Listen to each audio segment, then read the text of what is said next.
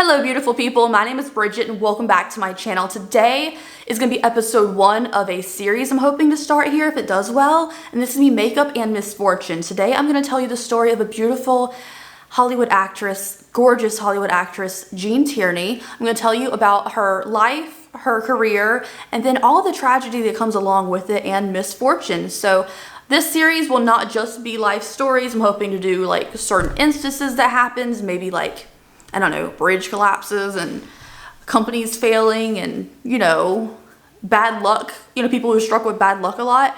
I'm just, I want to open the horizon for my channel, hoping this will do well. So if you don't mind, give me a like and a comment on this video. I would appreciate it.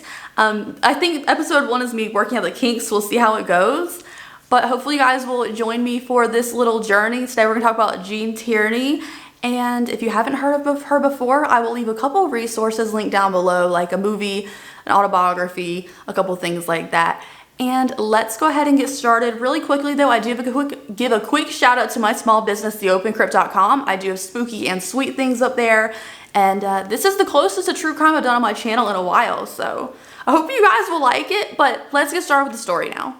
Alright guys, so first things first, I'm going to pull my hair out of my face, and I'm going to be sitting on the side for this story so that I can insert pictures along the way, and also there's like a bright light back there that I don't need shown, so hopefully this setup's okay. You might see my makeup on the table, but first run it trying to do this type of video where I'm doing 2 things at once, so let's give it a shot. Also, the makeup on my face will be linked down below in case you're wondering, because it's not about the makeup today. I just want to tell you the story of Tierney. So let's begin as I prime my face. So Tierney was born on November 19th, 1920 in Brooklyn, New York.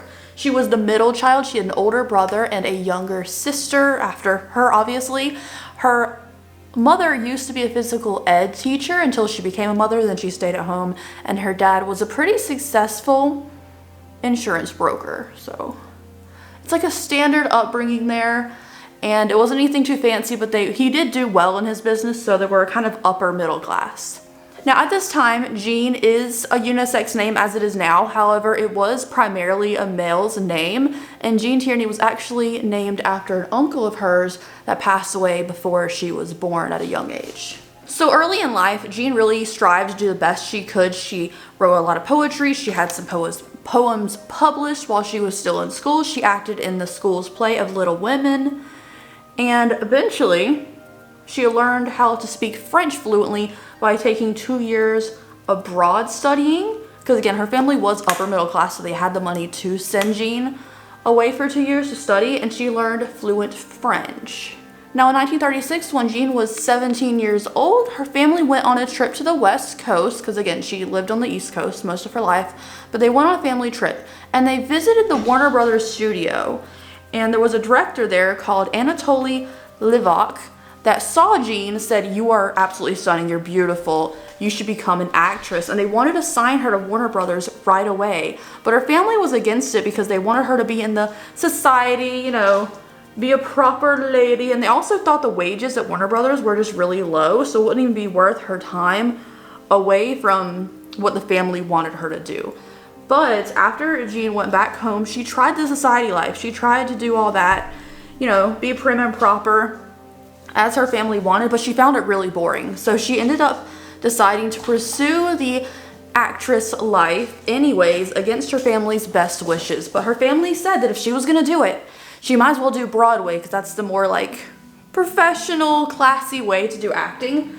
But after a while of acting, she got discovered again by someone who saw one of her shows, and she was signed to Columbia Pictures at that time. Now, at the time, Columbia Pictures signed her to a 6-month deal, which technically I've heard of a lot of actresses during that time get 3-month deals, but she was signed to a 6-month deal. However, due to delays in production on a film she was going to start, her contract ran out without her getting any picture deals.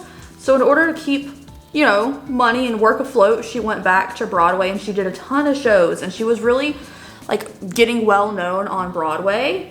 And before she turned 20, she had really become a household name in the Broadway industry, or Broadway scene, I guess I should say.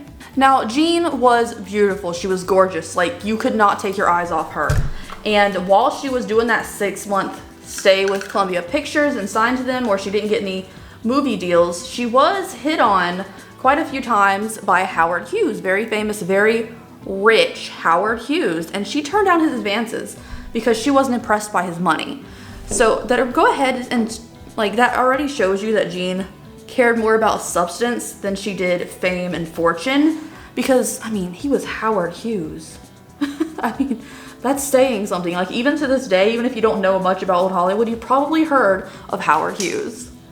But she turned down his advances.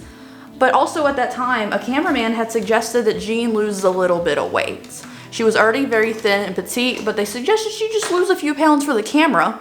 I don't know who this camera guy thought he was saying that to her, but she did that. She wrote to Harper's Bazaar magazine, asked them for like, what's a strict diet I can follow to be like cover girl status all the time. And she followed that strict diet for the next 25 years. So whatever they told her really stuck with her, and she was the perfect size already.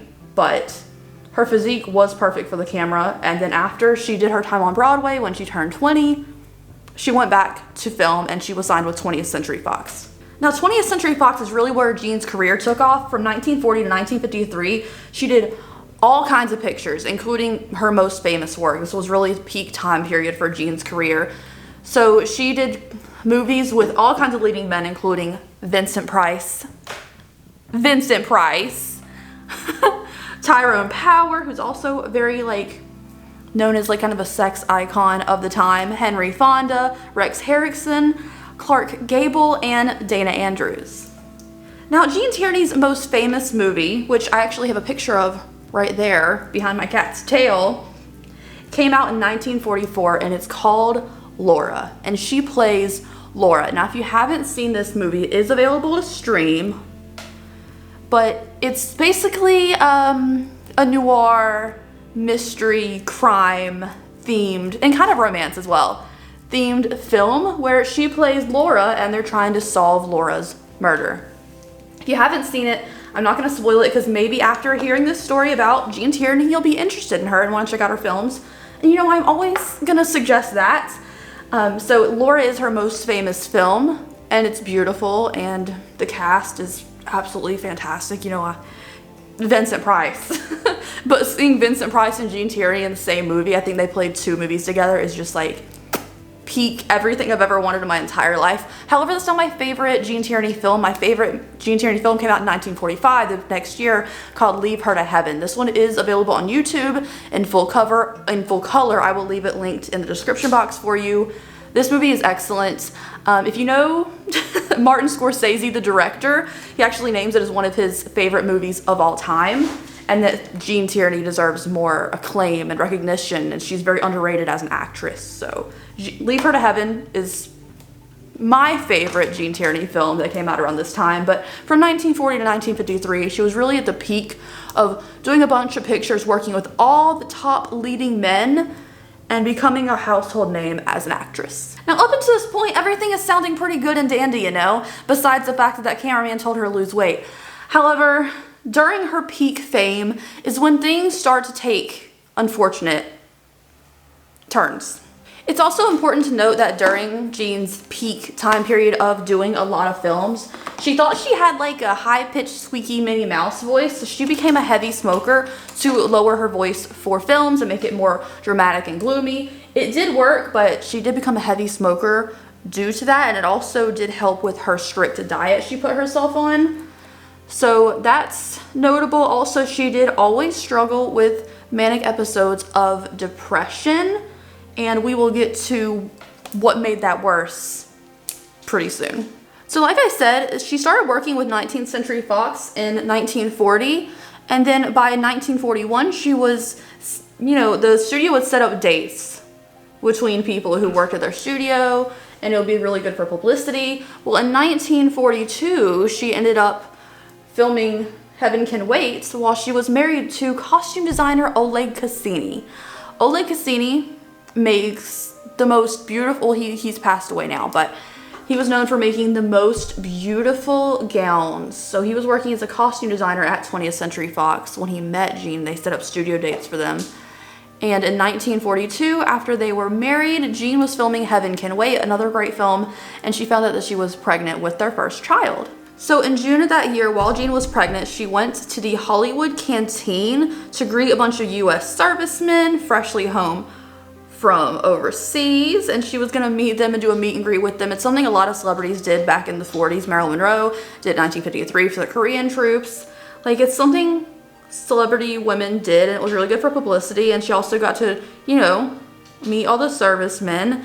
And that was supposed to be just a good thing. Unfortunately, a fan snuck in who was a big fan of Jean, because obviously, great actress. She has an Oscar.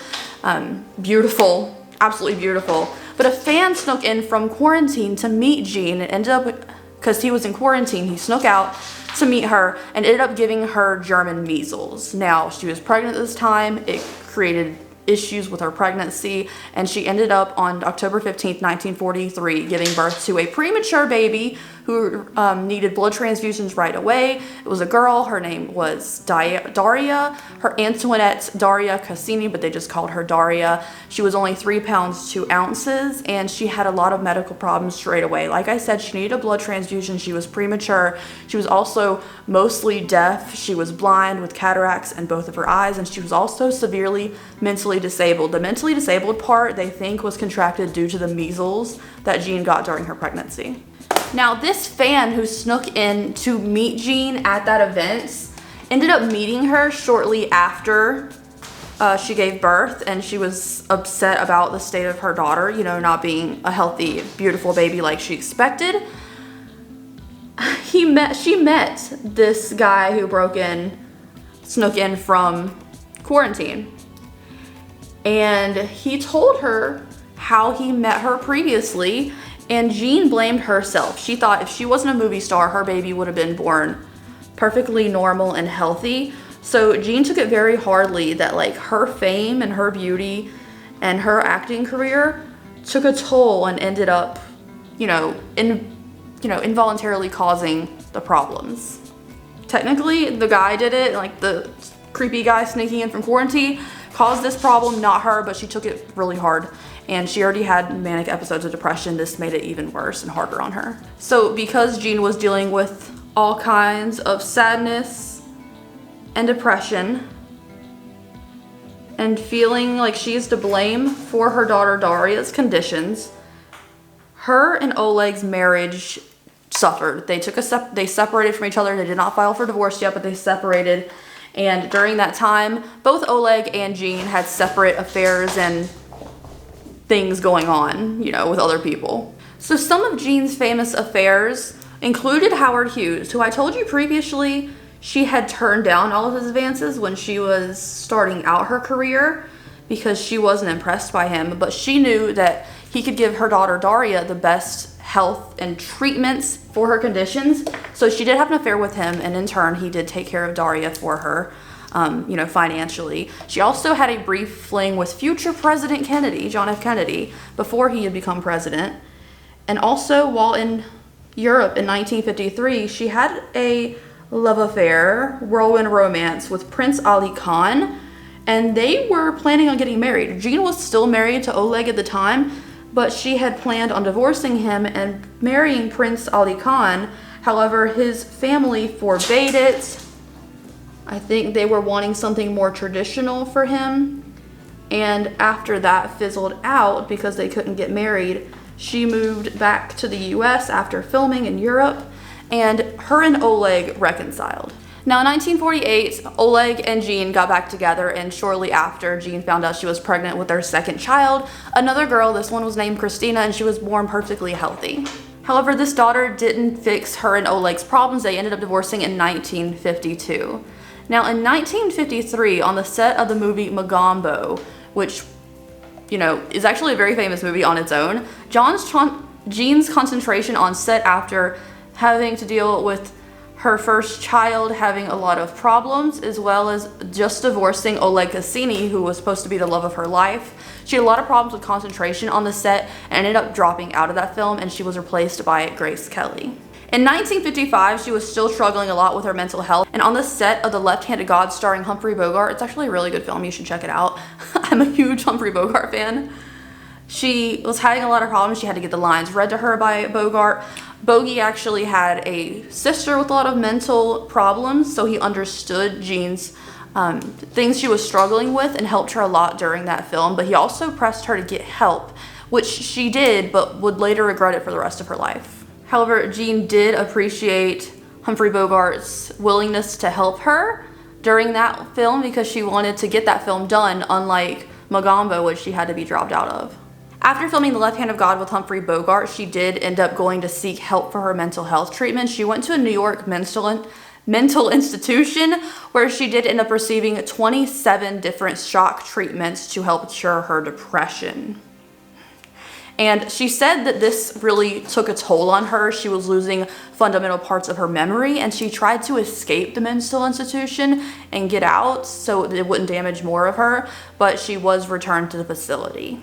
Now, after she was released from this facility in 1957, she was visiting her mother in Manhattan on her 14th floor apartment, where for 20 minutes, Jean was standing out on the ledge, contemplating her own life. She did not like how she was treated at the facility. She had undergo a lot of stress with her, doing something good for charity and having her daughter born with issues, and her marriage to Oleg falling apart, and all of her other affairs and things not ending up her way, and then also losing a lot of her memory on top of that. She was really suffering mentally, and she contemplated jumping. However, she didn't, but the police were called to the scene, and her mother and rest of the family agreed to have her institutionalized against her will. She was admitted for a year in canvas before she was discharged, saying she was clear of mind.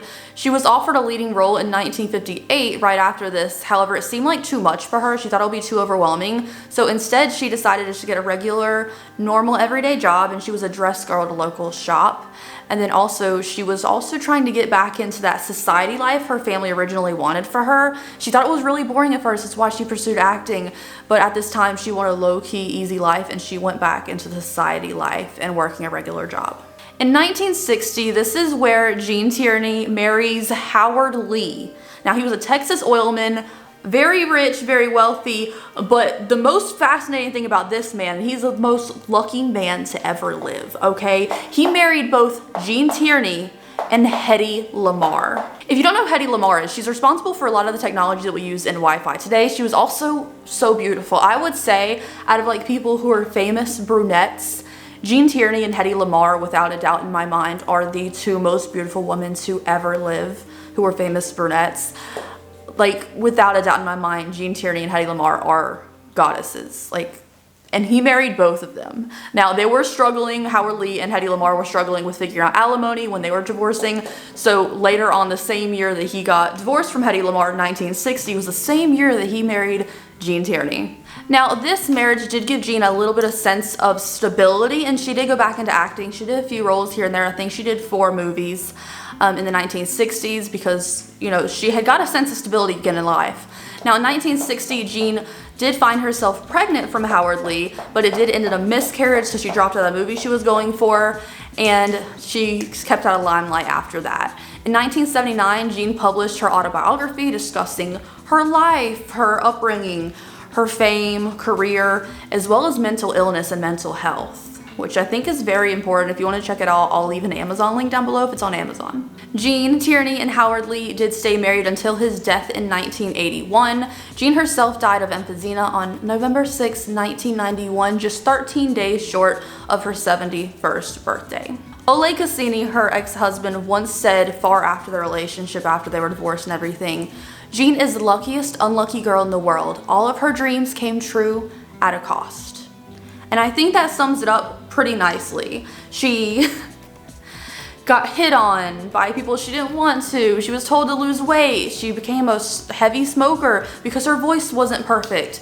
She did a charity event for servicemen, and someone ruined her pregnancy and damaged her child because of it, which in turn turned her mental health to a bad route.